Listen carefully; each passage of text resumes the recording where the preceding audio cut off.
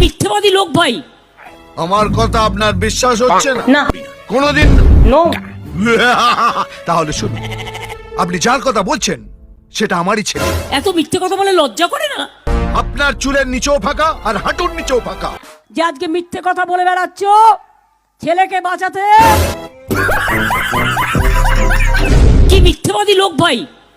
আমার কথা আপনার বিশ্বাস হচ্ছে না? না। কোনোদিন নো। তাহলে শুনুন, আপনি যার কথা বলছেন সেটা আমারই ছেলে। এত মিথ্যে কথা বলে লজ্জা করে না? আপনার চুলের নিচেও ফাঁকা আর হাঁটুর নিচেও ফাঁকা। আমি বলি তুমি কোনোদিন মোটা চাল খেয়ে দেখেছো? খাও তো, কি যে খাও ভগবান জানে। সকালে বিয়ার, দুপুরে রাম, রাতে হুইস্কি। চালের সাথে সম্পর্কই নেই। না বললে আমি বলতাম না, আমায় আঘাত করলে আমি উত্তর দিই। কিছুদিন আগে আপনি একটা স্টেটমেন্ট দিয়েছিলেন, বিদায় দিন, বিদায় দিন, বিজেপিকে বিদায় দিন। যারা ট্যাক্স ফাঁকি দেয় তারাও এক ধরনের। আমরা সবাই চোর, তুমি সাধু। যা বলবো সেটাই হবে। আমি বললেও করবো না, যা বলবে তাই করতে হবে। আপনার ঘরে কি রান্না হবে দাদু ভাইরা বলে দেবেন। এসে গেলাম তু কোন হ্যায়? ফাটাকেষ্ট, গুন্ডা ফাটাকেষ্ট। বহিরাগত গুন্ডাদের বিরুদ্ধে মা বোনেরা আগে জোট বাঁধুন। দুষ্টু গরু যারা হাম্বা হাম্বা রো রো করে, কোনো ভয় পাবেন না। একদম চুপ করে থাকুন, অনেক সহ্য করেছি, আর নয় নইলে এখানেই গেড়ে দেবো। বিজেপি ভয় দেখাবে, ধম চমকাবে, কোনো ভয় পাবেন না, মাথায় রাখবেন। আমি ভয় পাই না তো, আমি গুন্ডাদের সাথেও লড়াই করতে পারি, আমি দাঙ্গাবাজদের সাথে লড়াই করতে পারি, আর যারা কুৎসা করে অপপ্রচার তাদের সাথেও লড়াই করতে পারি।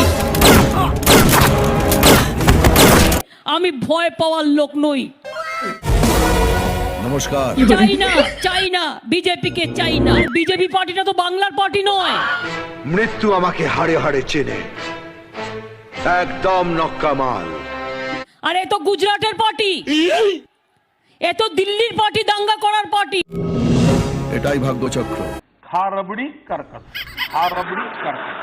এগুলো কি বন্দুক নিয়ে আমাকে কর মারতে আসেনি। प्यारी समझ गई। কখনো দুঃসময় আসে। আরে আগে হাততালি দিচ্ছ কেন? আগে তো জানো। ভুল করে তার জন্য দায়ী হয় তার বাবা। আমি ওর মা, বাবা, সবকিছু। কি করব? তুমি আমাকে মারো। আর গুন্ডামি করে সব বেড়াবে, সর্দারি করে বেড়াবে, এবং তারপরে দেশ থেকে তোমাকে কি করে বিদায় করতে হয় রাজনৈতিকভাবে সেটা আমরা দেব। কি হবে স্যার? কি আবার হবে? কিছুই হবে না। ইশারাটা বুঝলে না? গত বছর ট্যাক্স বাবদ সরকারের ঘরে জমা পড়েছিল 26,000 কোটি টাকারও বেশি। সরকারি লোন পেয়েছিলেন 20,000 কোটি টাকারও বেশি। তারপরে উন্নয়নের জন্য বাইরের লোকের কাছে হাত পাততে হয়। তাহলে টাকাটা গেল কোথায়? আমি একা কেন জবাব দেবো? প্রত্যেকটা মা ভাই বোনেরা জবাব দেবে। টাকাটা যেখানে আছে তার ঠিকানা। টাকা দিয়ে মনুষ্যত্ব কেনা যায় না, হৃদয় আর বুদ্ধি দিয়ে মনুষ্যত্ব হয়। তাই জেনে রাখবেন। আর একটা মিথ্যা কথা বললে মেরে দেওয়ালে ছবি করে টাঙিয়ে দেবে। বালি বোড়াও নয়, জল ঢোড়াও নয়, জাত গোখরো। সিনেমায় গোখরো আর বাস্তবের গোখরোর মধ্যে তফাৎ আছে। অভিমন্যু না, এক ছবলেই ছবি। সিনেমার গোখরো শো করে, কামড়ায় না, আর বাস্তবের গোখরো কামড়ে দেয়। আর যখন কামড়ায় তখন একশো বলেই গেল। না পুলিশ না তোদের বাপ এই অভিমন্যু নাগের হাত থেকে তোদের কাউকে বাঁচাতে পারবে না। 4-5 आदमी ने मेरे को गाड़ी पूरा बंद कर दिया। আমরা नहीं देना, मिट्टी में मिला दूंगा। पूरा चोट रुक गया, देखो बहुत दर्द हो रहा है। और ये कहाँ पे हुआ दीदी? एग्जैक्ट जगह कौन सी है? সারা শরীরে চোট লাগে, হয়তো সৌভাগ্য বছর তো সেদিনকে বেঁচে গেছি কোনো রকমে। আফসোসটা সেখানেই ভাই। আমায় আঘাত করলে আমি উত্তর দিই, আঘাত করলে আমি প্রত্যাঘাত করি, আমায় আঘাত না করলে আমি প্রত্যাঘাত করি না। এত বড় সাহস! যা না, ইলেকশনে দাঁড়িয়েছিস, তুইও লড়বি আমিও লড়বো।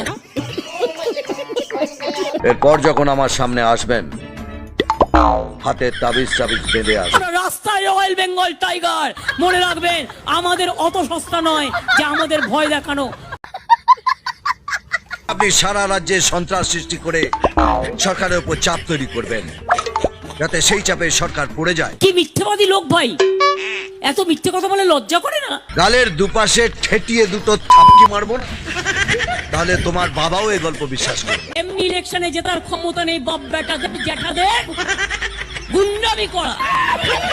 অভিমন্যু নাগ বালি বোড়াও নয়, জল ঢোড়াও নয়, জাত গোখরো।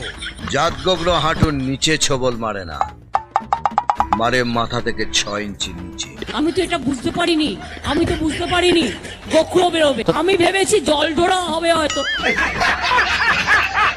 বাংলা জিতে দিল্লিতে ঝাঁপাবো এবং তারপরে দেশ থেকে তোমাকে কি করে বিদায় করতে হয় রাজনৈতিকভাবে, সেটা আমরা দেখব।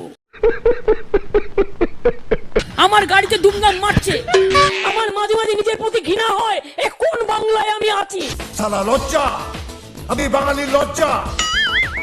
আপনার মতো লোক বাংলার কলঙ্ক। চালাকি হচ্ছে এটা। বুক ঠুকে একবার বলে দেখুন না কেমন লাগে। আমি বাঙালি গর্বে গর্বিত, আমি বাঙালি, আমি গর্বিত, আমি বাঙালি। এই বসুন তো, বসুন। আপনারা সব জায়গায় গিয়ে এরকম করেন, বসুন। প্রতি জায়গায় গিয়ে এরকম বদমাইশি করেন 2-4 জন, বসুন। শিখিয়ে নিয়ে আসে কেউ।